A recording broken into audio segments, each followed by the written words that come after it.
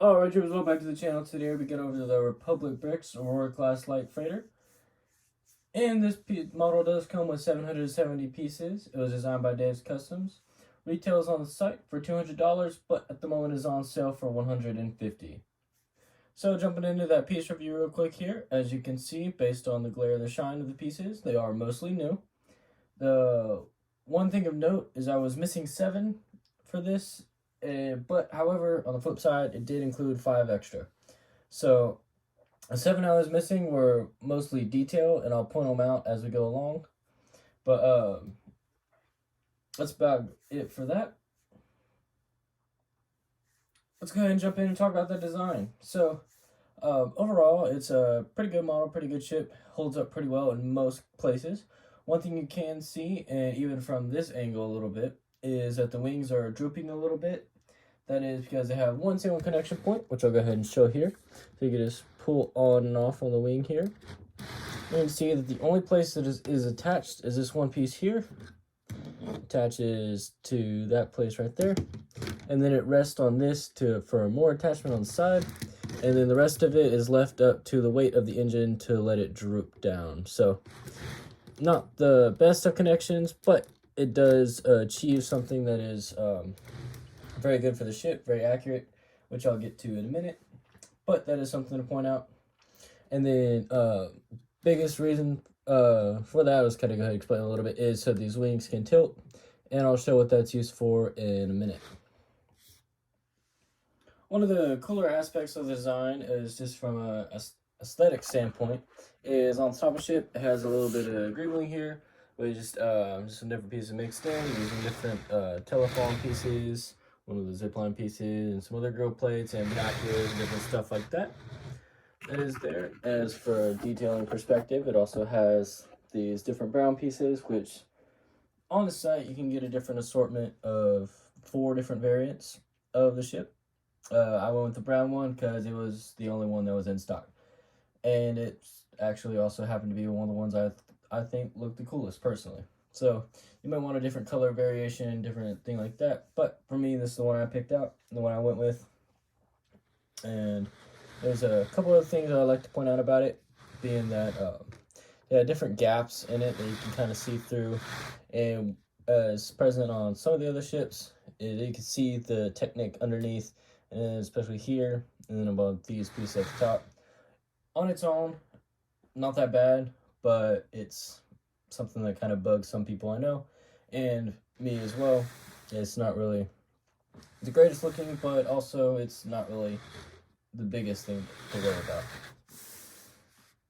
So let's kind of move it around, get a couple different angles on it.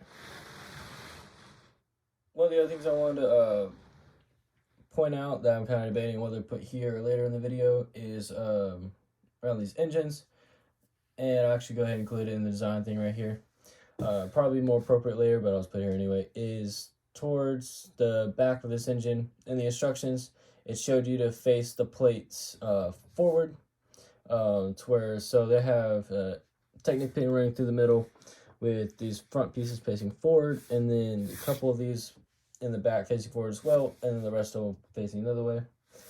When I did that, it did not work very well with these connections here, with these clips, to have these plates on it here. And so I actually had to flip these 2 pieces right here. Actually, there's a third one in there that you can't see. It's a 2x2 round brick. But these 4x4 round bricks right here, I'm sorry, not bricks, but plates, there were giving a little extra space just for the height of the stud that protruded enough to make these connections not work very well. In the instructions, it has the studs going into these cylindrical pieces and making it flush. However, that is not the case in reality. It's a common glitch that I've seen with different computer programming they'll use, that it'll work on the computer, but for some reason, but it won't in reality. That's just one instance that I've seen it come up, so it's worth pointing out. So if you do get it, just keep in mind that you will have to flip those 2 4x4 round plates, and then the 1 2x2 round plate in the center there, just to get that connection to work the way it's meant to be. So not too big of a deal, but just something worth noting and something I ran into and had to adjust on the fly. So the next thing to kind of go over and talk about real quick here is just the cargo hold and the cockpit, just into all the interior spaces. Kind of look at that and go through those. And so starting out with cargo hold here, you can see it has there's two different areas, cross sections here and here, which is actually separated by that metal graded piece. Well, I say metal, it's plastic, but that's what the intention is a metal graded piece behind that. And you see here, the set does come with 3 cargo containers, 2 of these 2x2 cargo containers, and then 1 of the 3x4 cargo containers. And so that's pretty nice. It does help fill it out a little bit. You cannot, unfortunately, fit a minifigure standing up inside the cargo hold. You can, however, lay several down and fit them like that.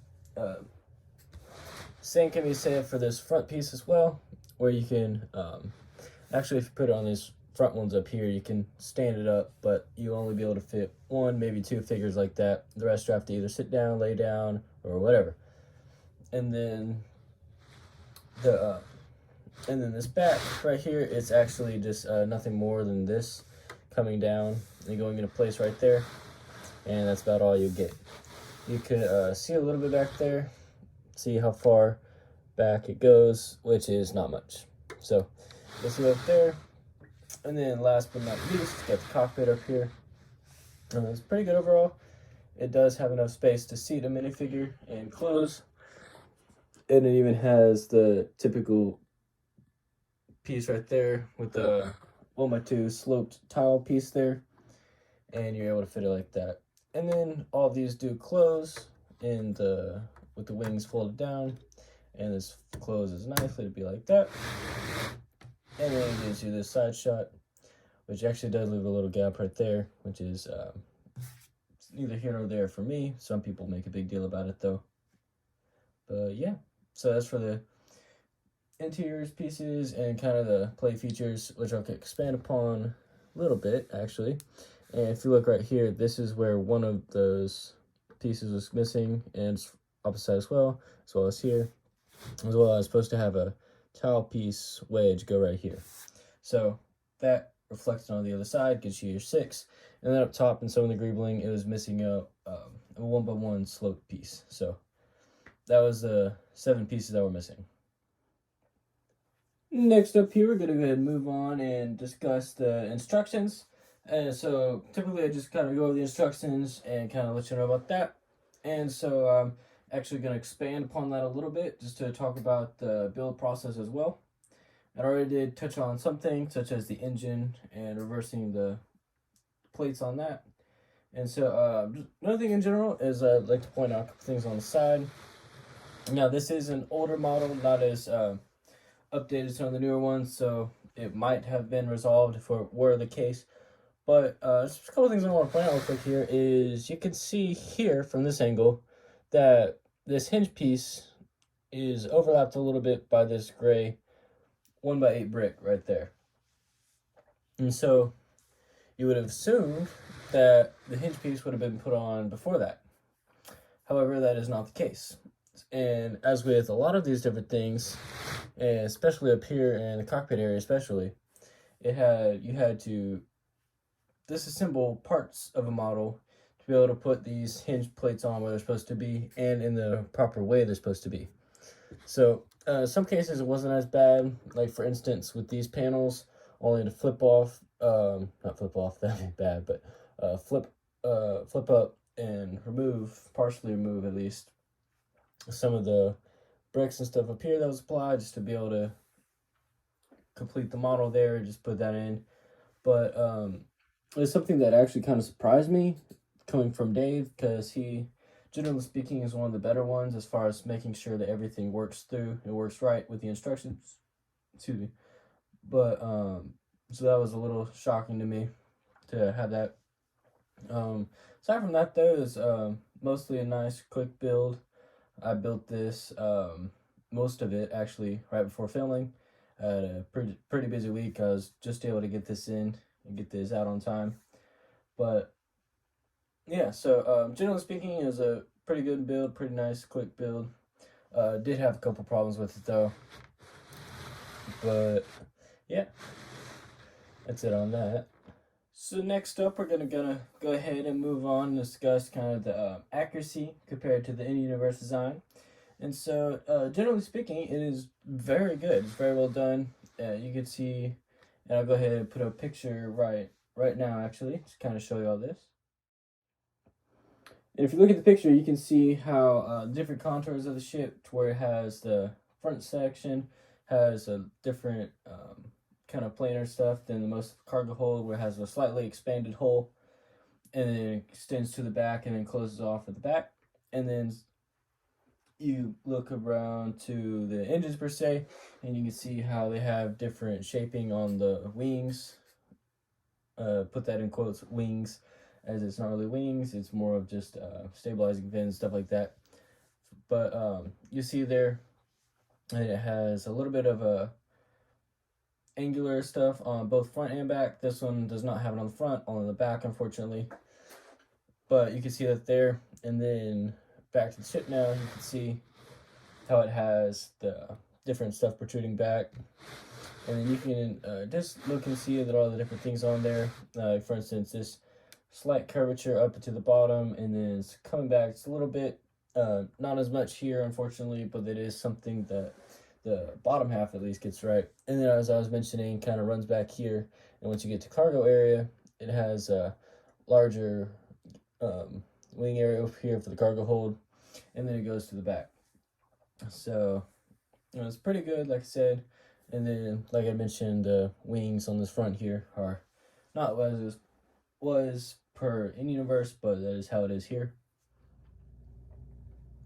One other thing that I'd like to kind of point out here is just how the difference between accessing the interior between in-universe and in Lego set and Lego form. So, let's kind of throw up this reference pic here real quick. Let's kind of show you how they opens up in-universe. As you can see here in the picture on screen, it does have a different dual wield where it'll open right down the middle and then allow for the cargo ramp to go down to the ground level. And that's what you see here with Count Dooku and the Nigerian and the droid commander walking off there with, as long as it looks to be like a probe of some sort. Anyway, so you can see that it's the only picture I was able to find, which is not really the best, but you can still get the basic idea. It opens up, splits in half, and then a ramp comes down. Now there is a different version of opening where it just comes as one piece and opens that way, and same concept of a ramp coming down, and that was shown on a different freighter that was used by a circus group seen in an episode on Florum.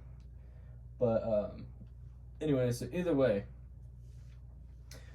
come back to the set now. It has this front part would either open up, split down the middle, and open like that to the side to allow ramp to come down, or it would open from this side and kind of open up. Unfortunately, just the way it was necessary to attach this does not open up in any way, and it's actually kind of hard to move in general.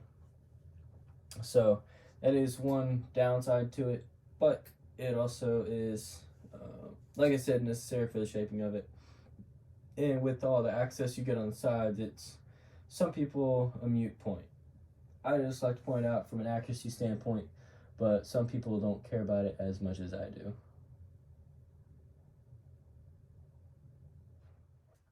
And up to my favorite part of the video here, is it in Minifig Scale? So, real briefly, no, it is not. And just kind of running through the normal numbers like I usually do. The in-universe model is roughly 171.59 feet long, making a Minifig Scale equivalent roughly 51.48 inches long, while the model here is only 12.5. So basically what that means is you'd have to quadruple the length and size everything else accordingly to get a Minifig Scale. As a reference point, these pieces right here, these red pieces, are what would be the cockpit. Inside of that cockpit, you can fit several figures comfortably, or several people comfortably in universe, whereas in there, you cannot even fit a single figure in what would be that cockpit there. Now, like I showed and talked about already, this model does have a place for a minifigure to sit in the cockpit, but in terms of relative size to scale, it is not as large as it should be per a Minifig Scale version of the set. That being said, I don't think it's necessary to have a minifig version of this set unless you're really crazy about this ship. This playset scale will do very well for anyone, and I don't think many people will be complaining about it, but it is something that I like to look at, and I'm sure some other people will like to look at as well. Alrighty, so that's going to wrap it up for today, guys. Hope you liked the video. If you did, don't forget to like, comment, and share with your friends. If you're new, go ahead and hit that subscribe button. And I'll see you all next week.